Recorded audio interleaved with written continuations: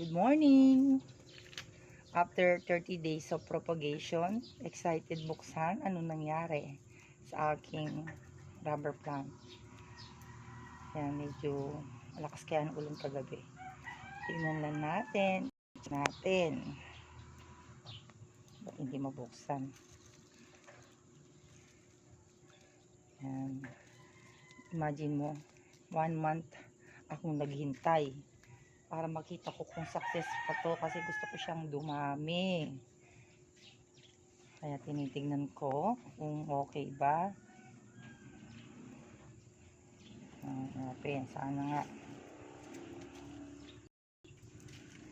Parang sandali. Excited ang lola. Nick. Ayan, tingnan ko nga ang aking propagation. Wow! Good! Ayan, kita mo. Rosa mo to na. Dito banda, may ugat siya. Ayan, o. Ayan, ako. Sige, move mo lang. Ayan, ayan, tingnan mo binubuo. Dito na. Kaya may ugat na siya. Tagumpay. Success. Good. Success siya. Excited. Salamat. Ayan, pwede na kitang, teka lang. Tangit. Ang tanong, kumapit ka ba? Ay, what's this? Ayun, ayan. Ayun siya.